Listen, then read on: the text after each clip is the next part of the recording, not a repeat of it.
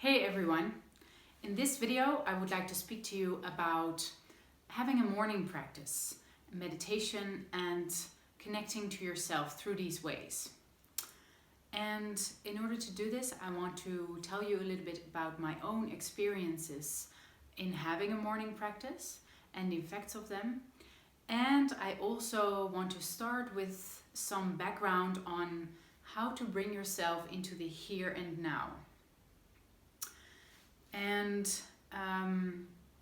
it begins with this. When we are living too much in the past, we can become depressed.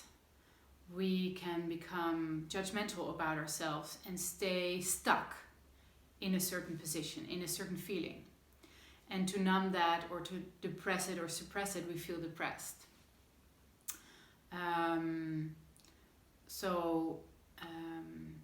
And when we're too much living in the future and too much busy with what could happen in the future, we go into anxiety or angst, right? So the German and Dutch meaning of the word angst is fear.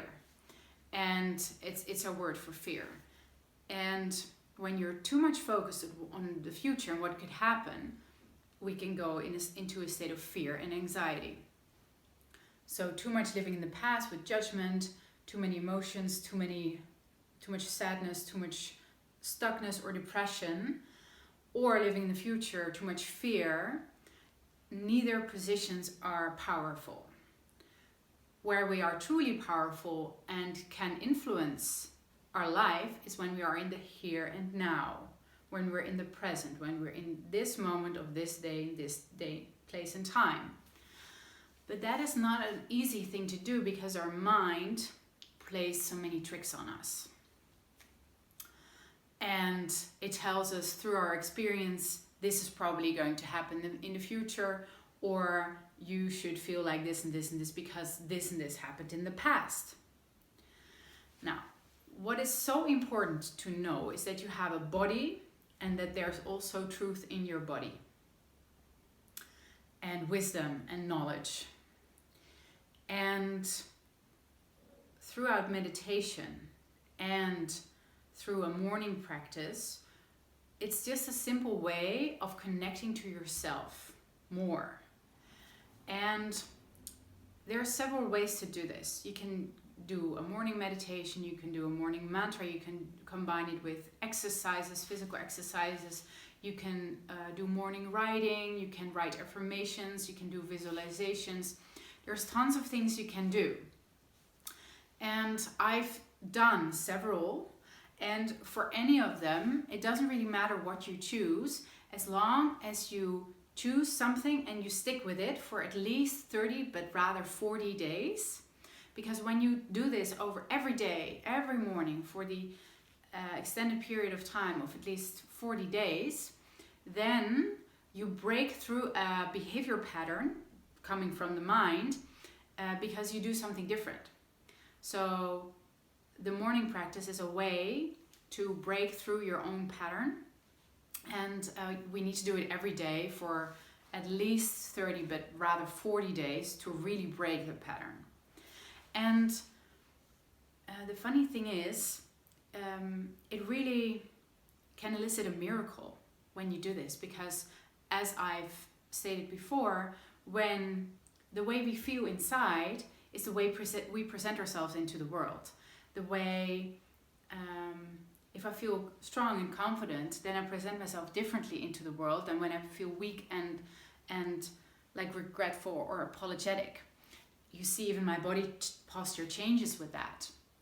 And thus, if I can connect to myself and allow the true feeling that is inside me to come out and center myself, then my everyday life will change and the responses towards me will change as well, because that is just how it works. Now,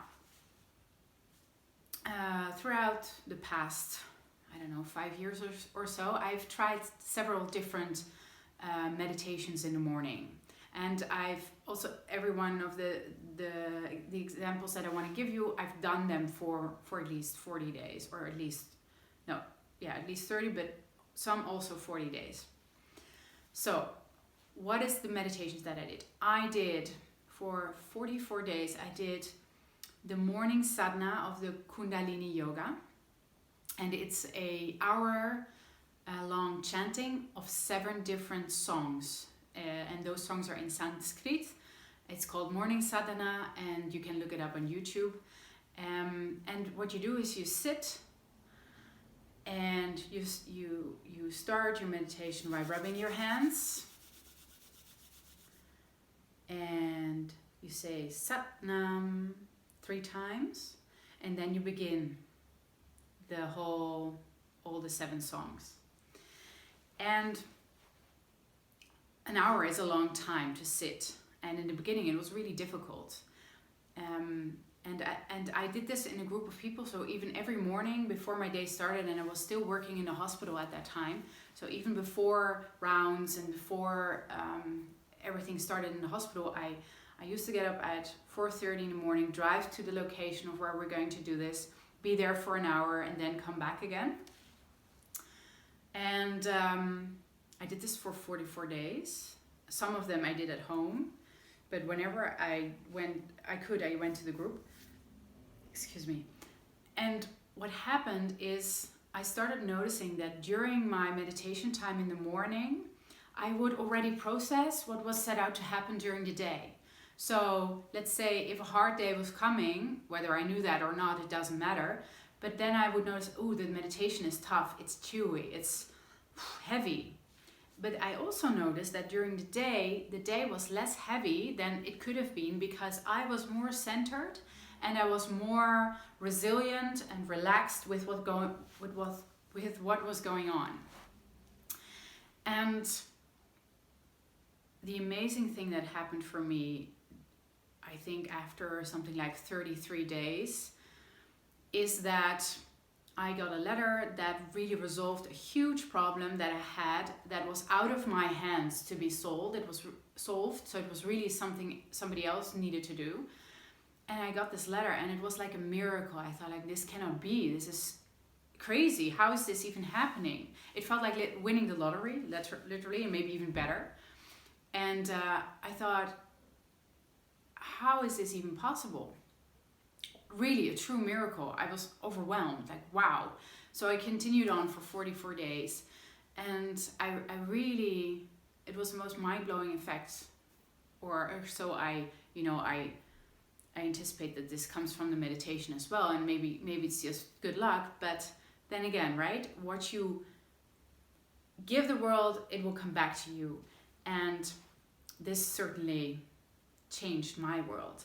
What I also started to see on an everyday basis is that I met the right people, that the right answers came in at the right time, that help came without me asking for it. So I was much more aligned with life instead of being in conflict or resisting to life or whatever was coming my way. And this gave me a lot of good fortune, and also I wasn't draining so much energy of myself, which was, of course, as well beneficial.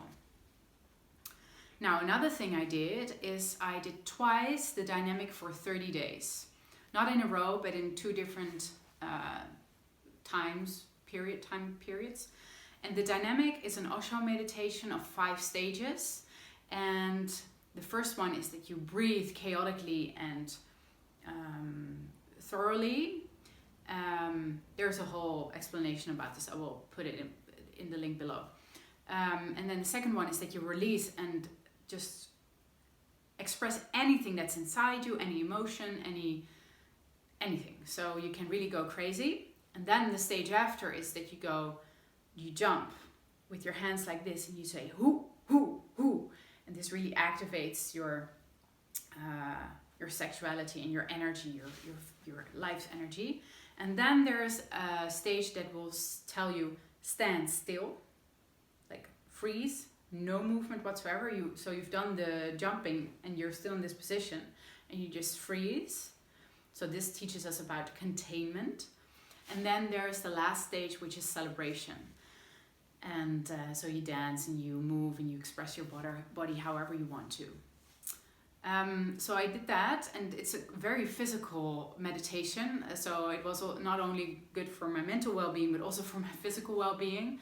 It's I had muscle aches for days, but coming back to the meditation anyway and doing it again also makes you realize that you can do much more than you think.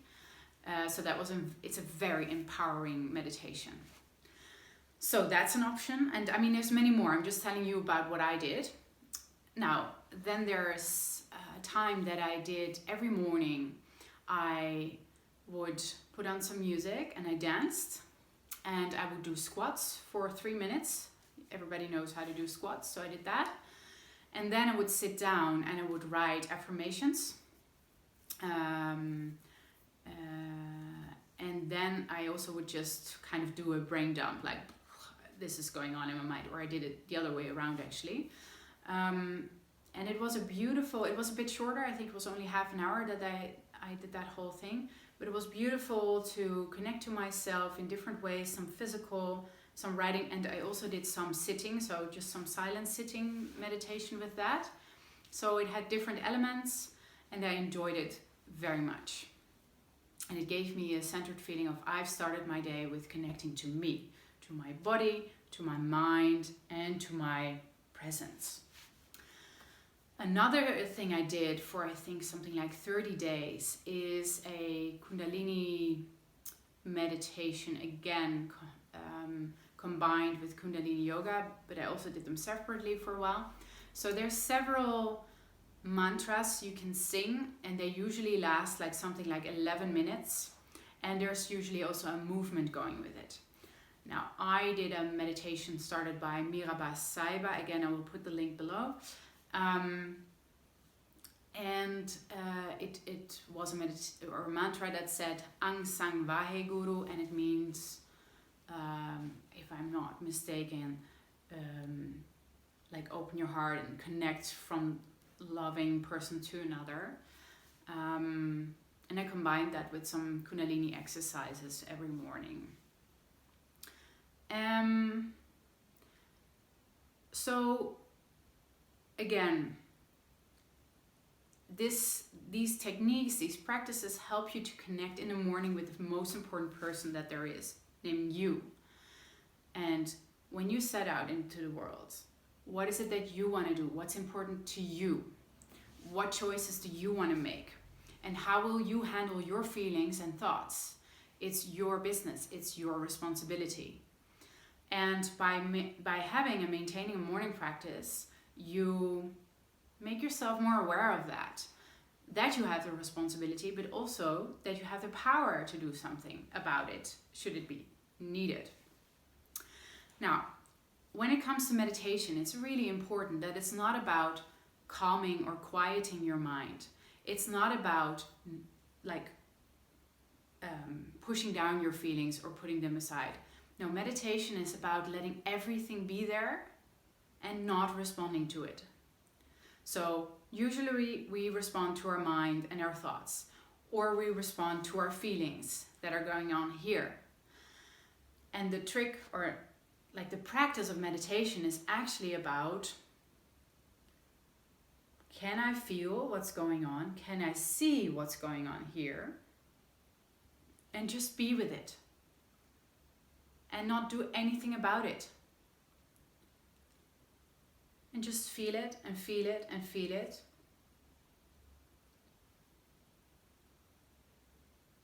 And look at it. Without judgment, without the will to change it, without anything. Just, this is what is present. This is what is inside me right now. And I am not the same as these feelings. I am not the same as these thoughts. They're just in me. They're a part of me, but there's also something else. There's something that observes. There's something that feels. And can I connect to that more? And this is your centered self. This is your that is the person who's not easily triggered, who's not easily fooled by the mind fucks. So you want to improve that connection to you, because this is your core being. And the more you connect to that, the more the, you know, the clouds, the haze, the blah blah, the triggers, they're gonna subside. They're like a storm in a glass of water. It's gonna calm down. And you're gonna calm down, and you're gonna be different throughout the day. You're gonna respond differently because you're more centered and you're more connected to yourself. Now, when you go on a journey of doing a morning practice for a long time, stuff will come up. That's normal. You will start to unfold patterns or feelings that you didn't know were there, but they are there because you make yourself more connected to yourself. You're also going to be more sensitive, because what we tend to do is we numb and depress or suppress everything that we feel or think,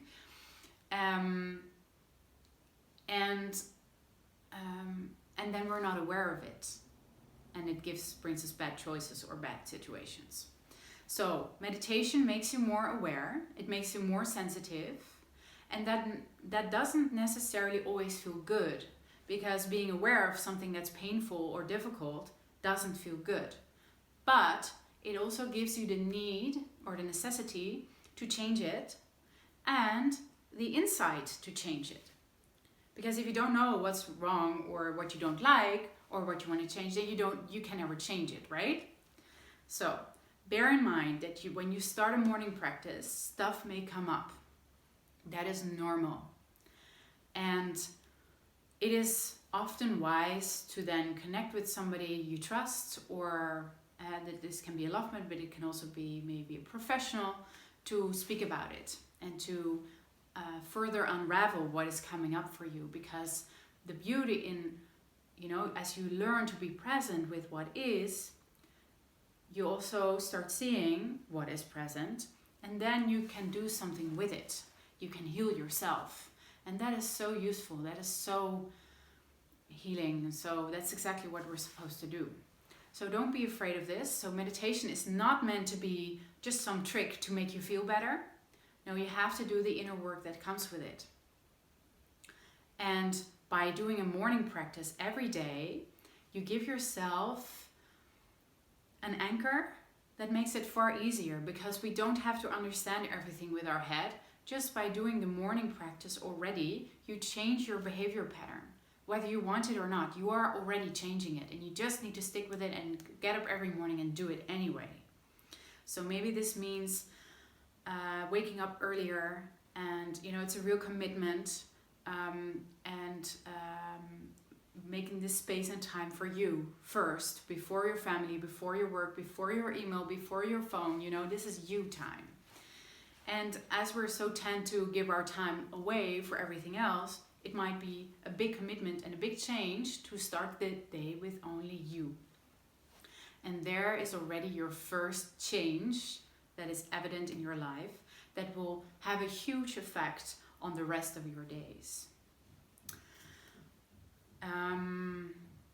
Let's see, is there anything else I wanted to talk about?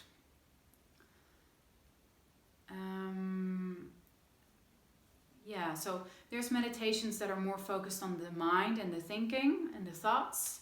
And there's also meditations that are more focused on what's going on here, the feelings, the sensations, the sounds, the physical sensations, the breathing. And nothing is wrong. Nothing is better or worse. It's just what is right for you. And this can be very personal. Like for me, the mantras works beautifully. And sometimes it's rather choosing what feels a little bit uncomfortable that can be the most effective. So it's not really about, this is, you can choose, this feels the best, so I'll do that, and that's fine. But you can also see like, this makes me more uncomfortable, so maybe there's more for me to grasp there, and I can look at it. But it's, it's your choice. It's wherever you are, whatever state you're in, and it's fine. As long as you commit to yourself every morning and do it for at least 40 days. So what I'm going to do over the next period of time is that I'm going to start a new practice. I was made aware of this new meditation, also Kundalini one, which speaks to me, so I like it, which was presented to me throughout a video of kaypacha I just saw on YouTube, and I will again put the link below. And so I'm going to commit to that for the next 40 days, to do this every day, every morning. And I have children, so I have a very young one, so maybe sometimes I can do it before he woke up, and maybe I'll do it sometimes after, but I definitely make a commitment to do it every day for 11 minutes. It's a short one, which suits me well in my current life stage because I have young children. I'm not that flexible to take a lot of time, but to come back to it every day and stick with it, that's the discipline and the commitment I want to make. And it's a good way for me as well, again, to come back to myself and commit to myself, and then start the day from there. So I really want to invite you to think about a morning practice that you can do, a meditation you've always wanted to do, affirmations, whatever, or maybe even going for a run every morning. It can be the same thing. It's a morning practice. And I want to invite you to join me for the next 40 days. So write down, what is your morning practice? How is it going to look like? What time are you going to wake up? Is it that the same for the weekend and for the during the week? That can be different, right? And then really commit to that and do it every single day. And what I'm going to do is I'm going to put it on the calendar, and I'm going to make a cross every day just to give myself some, again, an anchor for when I have a hard time, because you know, stuff can come up like, oh, I almost forgot, or I don't feel like it. Oh, but this is more important. Oh, and now I almost didn't do it. And we have to keep going, you know. We have to come back to it. So writing a cross every day shows me how far I come, that I'm doing a good job. It's kind of a pat on the back, like, okay, let's do this, right? So write it down, make a commitment, and make it workable for you. Tell it to your family, like, this is what I'm going to do, so you know what's coming. And maybe you can ask for help, or, you know, support to, for example, when you're having a hard time getting out of bed, to say like, can you help me, and not tell me to come back, right? So anything that helps you. Okay, let me know in the comments whether you'll join me or not, and what you're gonna do. I'm really curious to hear. There's so much you can do, so I'm curious to hear your ideas as well. I'll put some options in below the comments in the video. Yeah, and then let's see how we progress, and how it turns out to be. So let's see, today I think it's the 13th of February, and I think I'll do another video on how it was, and well, maybe we can connect there again. Okay, have a really good day, have a really good morning practice, and take care. Bye bye.